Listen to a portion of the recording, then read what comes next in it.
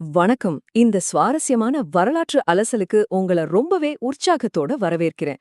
இன்னைக்கு நாம மதுரை மீனாட்சி அம்மன் கோயிலோட பிரம்மாண்டமான வரலாற்ற ஒரு புதுவிதமா, அதாவது நேரடியா எண்கள் மூலமா டீகோட் பண்ண போறோம்.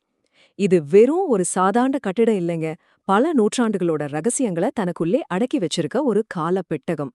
அந்த பெட்டகத்தை எண்கள் அப்படிங்கிற சாவிய கொண்டு நாம இப்போ திறக்க போறோம். தயாரா? கொஞ்சம் கற்பனை செஞ்சு பாருங்க. 2500, 1000, 1190, அப்புறம் 2017 சம்பந்தமே இல்லாத மாதிரி தெரியற இந்த எண்களுக்கு பின்னாடி என்ன கதை இருக்குன்னு தோணுது. இதெல்லாம் வெறும் சாதாரண நம்பர்ஸ் கிடையாது. ஒவ்வொரு எண்ணும் ஒரு மாபெரும் சாம்ராஜ்யத்தோட, ஒரு பிரம்மாண்டமான ஆன்மீக கட்டமைப்போட ரொம்ப முக்கியமான தடயங்கள். சிதறி கிடக்கிற இந்த தரவுகளுக்கு பின்னாடி ஒளிஞ்சிருக்க அந்த மிகப்பெரிய கதையை தான் நாம இப்போ ஒன்னு சேர்க்க போறோம். பகுதி 1, அதோட பழமையான வேர்கள். முதல்ல இதோட உண்மையான பழமைய நாம புரிஞ்சுக்கணும். 2500ல இருந்து 3000 வருஷங்களுக்கு முந்தைய ஒரு வரலாற்றை பத்தி நாம இப்ப பேசிட்டு இருக்கோம். நினைச்சு பாருங்க, இது எவ்ளோ பெரிய கால இடைவெளி இல்லையா? இந்த எண்கள் இந்த இடத்தோட வரலாற்று ஆழத்தையும் எத்தனையோ தலைமுறைகளை தாண்டி இன்னைக்கு வரைக்கும் கம்பீரமா நிக்கிற அதோட தொன்மையையும் நமக்கு ஆணித்தரமா உணர்த்துது. பகுதி 2, வரலாற்று காலக்கோடு. ஒரு குறிப்பிட்ட காலகட்டத்தோட வரலாற்று முக்கியத்துவத்தை இந்த எண்கள் ரொம்ப தெளிவா விளக்குது. சரியா? கிபி 1190ல தொடங்குற இந்த பயணம் 1250ஆம் ஆண்டு நெருங்கும்போது கலை அப்படிங்கிற ஒரு மாபெரும் எழுச்சியை காட்டுது.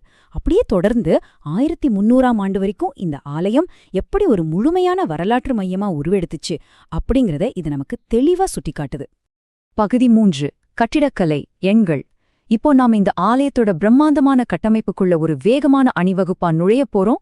கொஞ்சம் மூச்சை இழுத்து விட்டுக்கோங்க. இந்த இடத்துல நாம முக்கியமா கவனிக்க வேண்டியது அதோட பிரம்மாண்டத்தை தான்.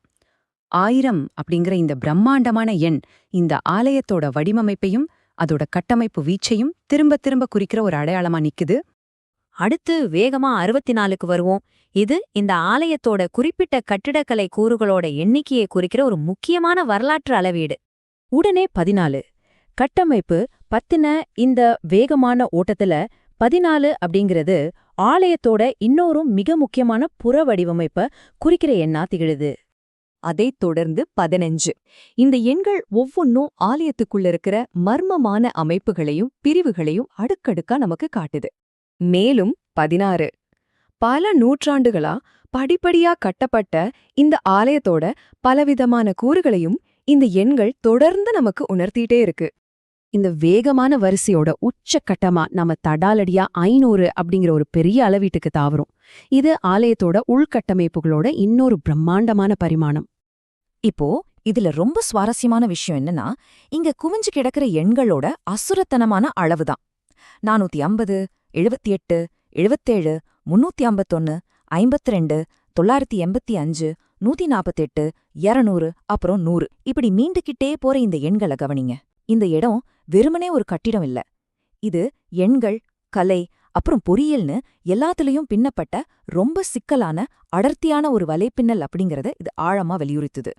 பகுதி 4, பிற்காலங்கள். கொஞ்சம் ஆஸ்வாசப்படுத்திக்கிட்டு அடுத்த வரலாற்று காலகட்டத்துக்கு போவோம். இந்த வரலாற்று பயணம் பிற்காலங்கள்ல எப்படி உருவாச்சுன்னு பாப்போம். 1710ல தொடங்கி 1752, 1712, அப்புறம் 1898 வரையிலான காலப்பகுதியை இது காட்டுது. பெரிய வரலாற்று மாற்றங்களுக்கு நடுவுலையும் இந்த ஆலயம் எப்படி சீரமைக்கப்பட்டு அதோட இருப்ப எந்த அளவுக்கு உறுதியா நிலைநிறுத்திக்கிச்சு அப்படிங்கறத இந்த காலகட்டங்கள் ரொம்ப தெளிவா பதிவு செய்யுது. பகுதி 5, நவீன அங்கீகாரம். இந்த எண்களுக்கிடையே உள்ள ஒரு ஆழமான முரண்பாட்டை கவனிச்சு பாருங்க.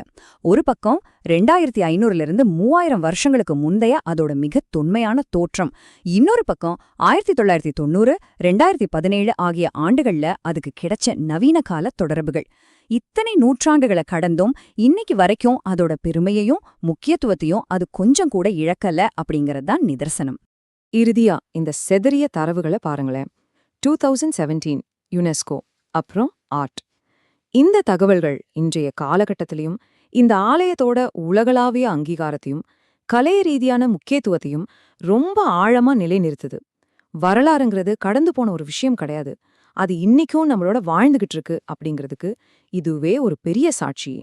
சரி, நாம இந்த அலசலோட இறுதிப் பகுதிக்கு வந்துட்டோம். ஒரு முக்கியமான கேள்வியோட இதை நான் முடிக்க விரும்புறேன்.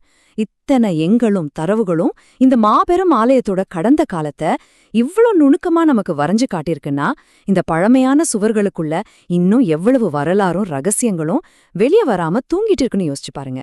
என்ன பிரமிப்பா இருக்குல்ல? மீண்டும் ஒரு சுவாரஸ்யமான தேடல்ல உங்களை சந்திக்கிறேன். அதுவரை தொடர்ந்து சிந்திப்போம்.